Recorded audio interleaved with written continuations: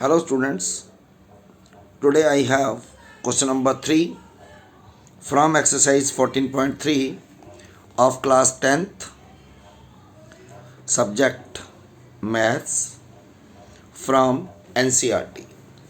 And question number 3 is, a life insurance agent found the following data of the age of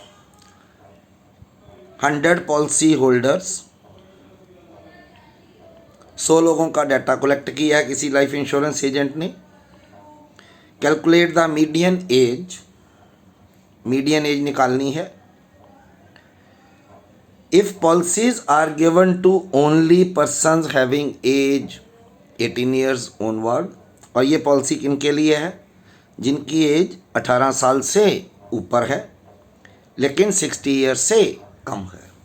तो हमें data जो दिया गया है वो इस तरह दिया गया है: below 20, below 25, below 30, 35, then 40, 45, 50, 55 and then 60. जो डाटा है, here it is 55 and then 60.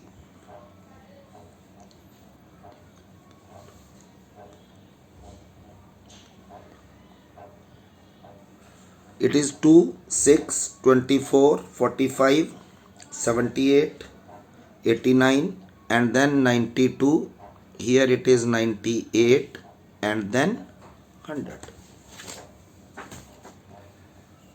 तो हमें डाटा इस तरह दिया गया है. ये डाटा जो है ये 100 पीपल का है, लेकिन हमें यहाँ जो दिया गया है यहाँ ग्रुप नहीं दिया गया. सबसे पहला काम है, इसमें हमें ग्रुपिंग करनी है. ग्रुपिंग करने के लिए क्या करते हैं, सबसे पहले ये डिफरेंस देखते हैं कितना कितना है. सब में 5 का डिफरेंस है. तो 5 का डिफरेंस है तो यहाँ से यहाँ अपर लिमिट और लोअर लिमिट में भी डिफरेंस 5 का होना चाहिए. तो अगर 5 का डिफरेंस लेना है तो इसके पीछे 5 चलते हैं तो हमारे पास आ जाएगा एक और column, that is the ages. Here it is 15 to 20. It will be 22. इसका मतलब ये है कि इसमें जो हैं वो 18 ईयर्स से अबव वाले लोग हैं 2. इसमें 20 से 25 साल वाले लोग हैं वो हैं 6. इसी तरह 25 से 30, 30 से 35, 35 से 40, 40 से 45, 45 से 50, 50 से 55 और 55 से 60. तो पहली बात तो ये कि हमें सबसे पहला काम क्या करना है, ग्रुप डाटा प्रिपेयर करना है. दूसरा काम, क्योंकि ग्रुप डाटा प्रिपेयर करने से हमें मीडियन क्लास मिलेगा, मीडियन क्लास से हमें लोअर लिमिट मिलेगी. अब यहाँ की बात, फ्रीक्वेंसी वाले पोर्शन की बात करते हैं.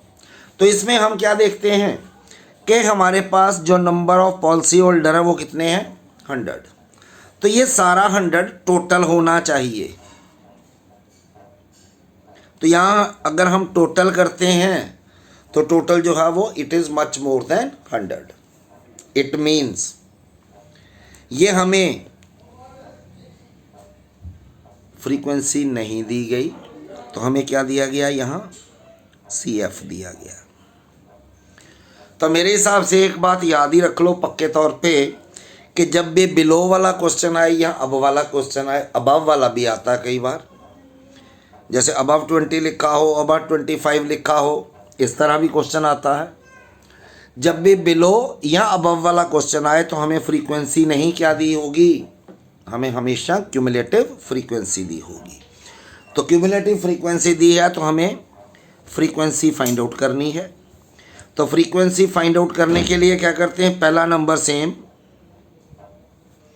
दूसरे में से पहले को माइनस करना जो आएगा यहाँ, फिर तीसरे में से दूसरे को माइनस करना यहाँ आएगा, इसमें से ये माइनस करना तो हमारे पास यहाँ आएगा, इसमें से ये माइनस करेंगे तो हमारे पास यहाँ आएगा, ये माइनस करते हैं तो 11, ये माइनस करते हैं तो 3, ये माइनस करते हैं तो 6 और ये माइनस करते हैं तो 2 आएगा।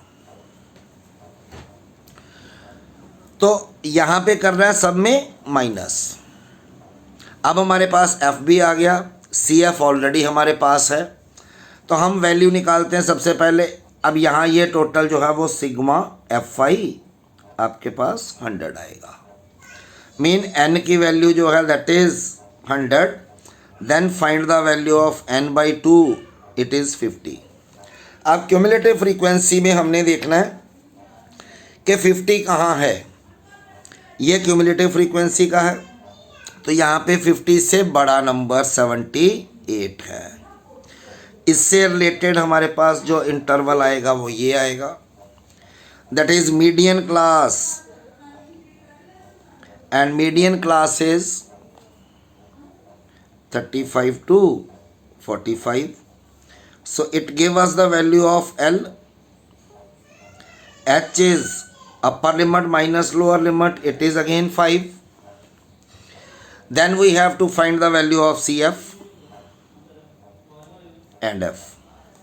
CF हमें लेनी क्यूमुलेटिव फ्रीक्वेंसी में से और F लेना है फ्रीक्वेंसी में से। CF लेनी यहाँ से